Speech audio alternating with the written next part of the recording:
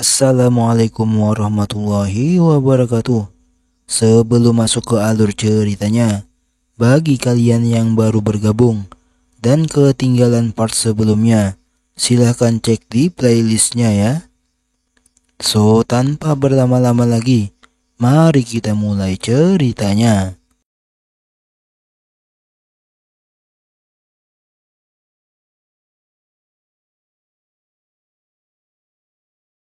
Melanjutkan cerita sebelumnya, saat Singlin tidak memberikan izin Gochen tinggal di sana, Lu Hao pun menangkupkan tangannya dengan hormat pada Singlin, lalu bertanya, permainan apa yang bisa membuatnya membiarkan Gochen tetap tinggal di sini? Singlin yang mendengar itu pun dia menghampiri Lu Hao dengan berkata, untuk Lu Hao tetap tenang, bahkan jika Lu Hao menyakiti saudaranya, dan dia bukan orang yang tidak berperasaan. Dan dengan senyum bengisnya berbicara di samping telinga Lu Hao, dia menyuruh Lu Hao untuk menerima 10 pukulannya. Dan dia akan membiarkan Gochen tinggal di sini. Bagaimana? Tanya Singlin. Mereka yang mendengar itu pun terkejut, terutama Xiao Hong. Dia berteriak pada Lu Hao untuk jangan menerimanya, karena Singlin berada di tahap kedua Holy Martial Realm, dan menerima 10 pukulan darinya sama saja dengan cari mati. Lu Hao pun merespon, jika itu tidak masalah, dan Lu Hao akan menerimanya. Xiao Hong yang mendengar itu semakin khawatir dan menganggap Lu Hao gila. Sedangkan Singlin dia tertawa, karena Lu Hao punya nyali. Dia pun meminta Lu Hao untuk memulai. Lu Hao pun mempersilahkan Singlin untuk memulainya. Dalam hati Lu Hao bergumam, dia mendengus. Cuma dia, apa dia bahkan bisa menyentuh Lu Hao? Singlin pun bersiap dan meminta Lu Hao untuk bersiap juga. Singlin pun melepaskan serangan tapak ke arah Lu Hao. Fang Yun dan Xiao Hong yang menonton itu sangat khawatir. Dan bam! Setelah serangan itu bersentuhan dengan tubuh Lu Hao, itu membuat Singlin terpental dan memuntahkan seteguk darah. Mereka yang menonton dibuat terheran-heran tak percaya. Lu Hao pun bertanya pada Singlin, ada apa? Dan apa Singlin terpeleset? Singlin yang masih linglung dia mengangguk dan menoleh Lu Hao dengan mengatakan lantainya terlalu licin. Dalam hati dia bergumam, apa yang terjadi? Apa bocah ini yang berada di Truki Realm lapisan kelima benar-benar punya pertahanan fisik sekuat itu? Di sisi lain, Lu Hao juga bergumam, jika Singlin tidak tahu, jika darah naga dalam tubuhnya membuat tubuhnya semakin kuat, dan Lu Hao sudah meningkatkan kekuatan fisiknya 2 kali lipat dengan Qiao Guang. Dan sekarang, hanya mereka yang berada di tahap Holy Martial Realm lapisan ketiga dan di atasnya yang bisa melukainya. Sekali lagi, ucap Singlin kembali menyerang. Dan di saat menyentuh tubuh Lu Hao, bam! Lagi-lagi Singlin terlempar dan memuntahkan seteguk darah. Fang Yun yang melihat itu semakin terkejut. Bagaimana mungkin Lu Hao yang berada di Truki Realm membuat Singlin yang berada di Holy Martial Realm terpental? Sementara Singlin yang sudah babak belur dengan darah di sudut bibirnya berkata, jika lantainya ini benar-benar licin dan dia ingin mencoba sekali lagi. Seraya bangkit dia bergumam, jika dia tidak percaya ini, dia pun kembali menyerang. Bam! Dan setelah beberapa kali mencoba lagi dan terus terpental dengan tubuh yang gemetaran, dia bertanya, apa yang terjadi? Apa lantainya hari ini sangat licin? Dalam hatinya bergumam, dia sangat terkejut dan bertanya apa kekuatan fisik Lu Hao tidak terkalahkan. Fang Yun berkata, jika itu tidak mungkin, bahwa Lu Hao ternyata bertahan dari 10 serangan Singlin saat berada di Truki Realm. Xiao Hong menambahkan, sementara itu, Singlin yang malah terpental. Lu Hao bergumam dengan mendengus, 10 pukulan itu hanya permainan anak kecil. Tapi, demi membuat Gochen bisa tinggal di lembah obat, dia juga harus bermain. Lu Hao pun pura-pura kesakitan dengan berkata jika dia sudah lama menahannya. Dan pada akhirnya, aku tidak bisa menahannya lebih lama.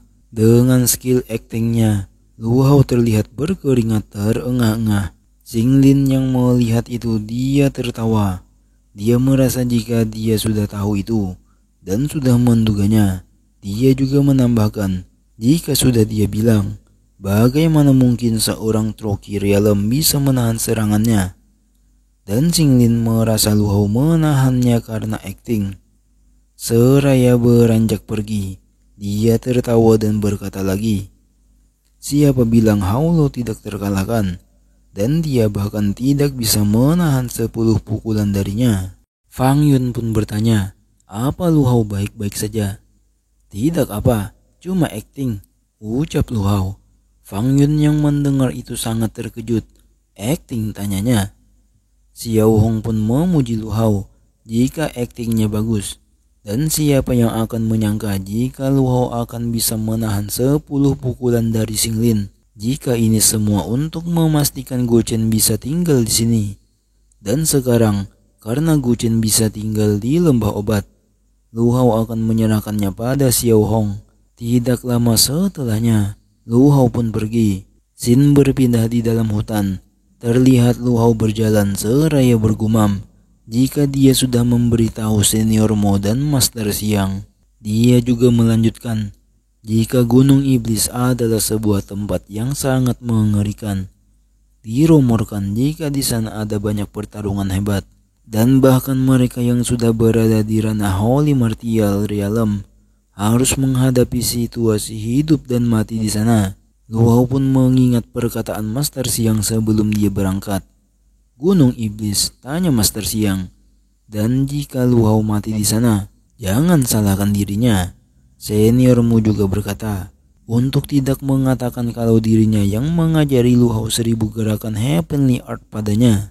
Lu Hao tidak menyangka Master dan seniormu meremehkannya yang akan pergi ke Gunung Iblis.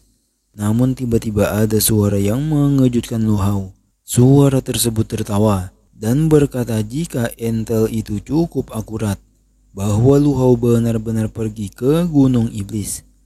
Dan ada suara lain yang juga menyebut nama Lu Hao dengan mengatakan jika akhirnya mereka bisa menangkapnya saat Lu Hao sendirian. Lu Hao pun melirik sumber suara tersebut. Tidak lama setelahnya beberapa orang sudah mengepung Lu Hao. Dan orang yang menyebut Lu Hao sebelumnya tidak lain adalah 3 bersaudara dari keluarga Lu. Lu Wei berkata, oh, Hao Lo, kamu bisa hidup dengan baik di puncak tersebut. Tapi mengapa Lu Hao pergi dari sekte? Dan dia Lu Wei selalu mengkhawatirkan Lu Hao. Lu Wei menambahkan, jika mereka sudah membentuk grup khusus murid Holy Martial Realm lapisan pertama di dalam sekte. Dan malam ini, Lu Wei mengatakan akan mengambil nyawa Lu Hao.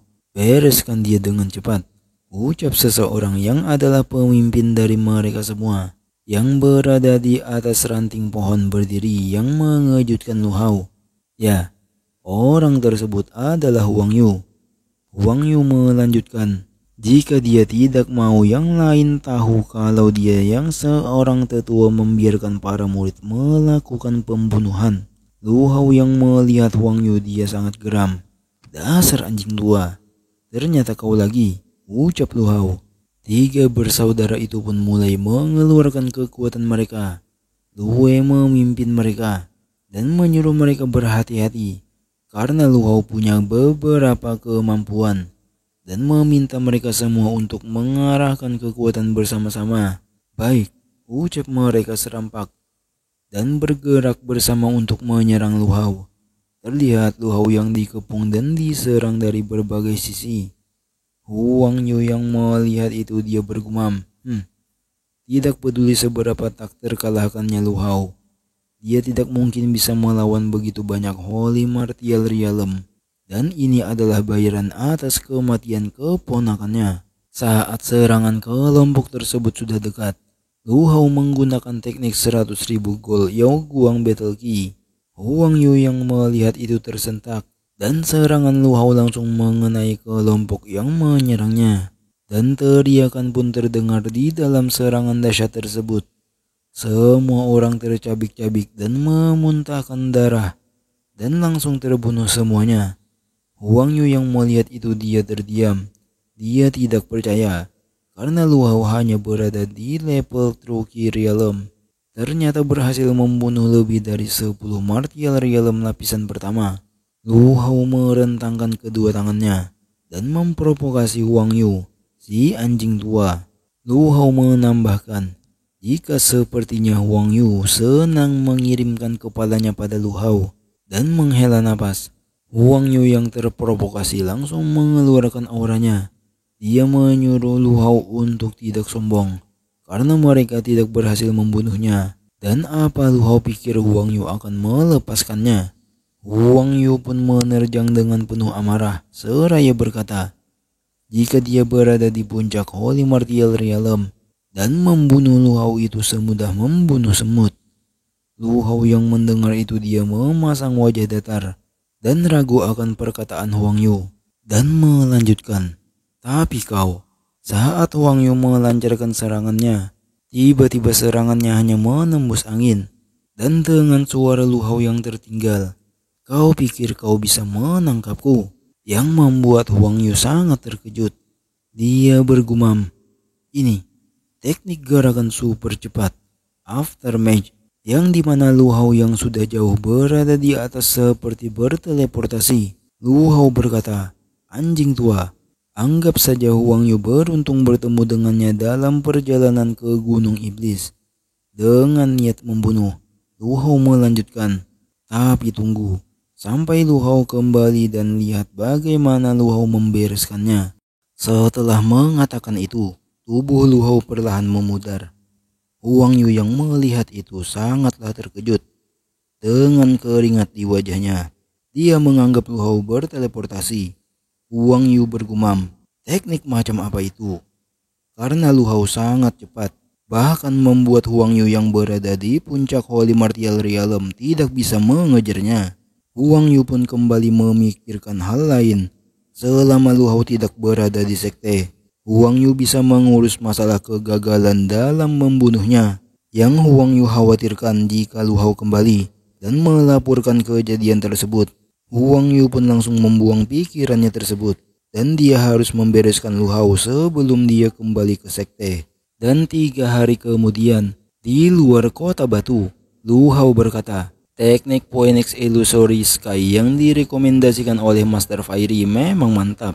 Diperlihatkan saat Fairy memperingati Lu Hao dengan berkata, dengan kekuatan Lu Hao saat ini, dia hanya bisa menggunakannya sebanyak 3 kali. Tapi dalam situasi kritis, itu cukup untuk menghindari bahaya dan menyuruh Lu Hao berlatih dengan baik. Dalam perjalanannya Lu Hao bergumam, dengan teknik tersebut, dia bisa menyingkat waktu dan tidak ada gunanya berurusan dengan para Holy Martial Realm itu.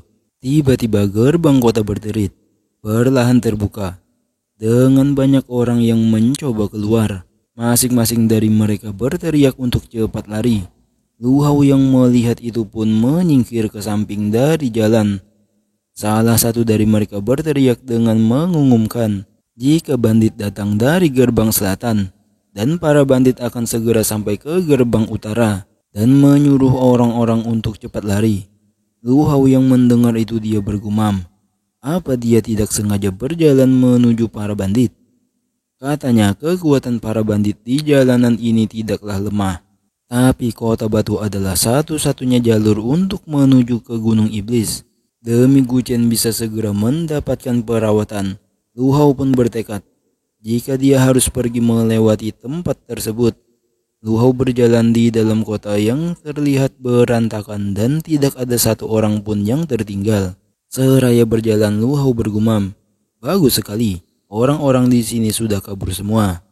Namun Lu Hao dikejutkan dengan seseorang yang masih berada di kota tersebut, yang sedang menempa senjata.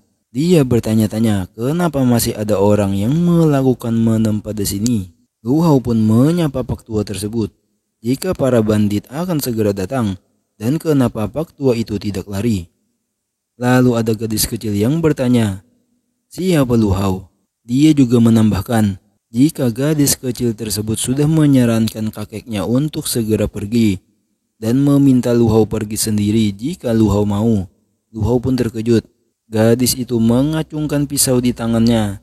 Dengan menangis dengan tubuhnya yang gemeteran dia berkata, jika kakeknya adalah orang pertama yang tahu kedatangan para bandit, tapi dia tidak punya waktu untuk kabur lagi.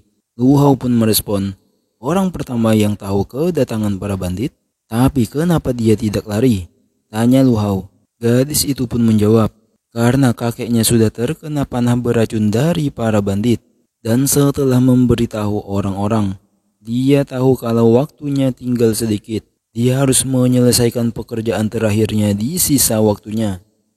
Setelah lama diam, Pak tua itu pun berkata pada Lu Hao untuk tidak memikirkannya, karena dia sudah terkena racun mematikan.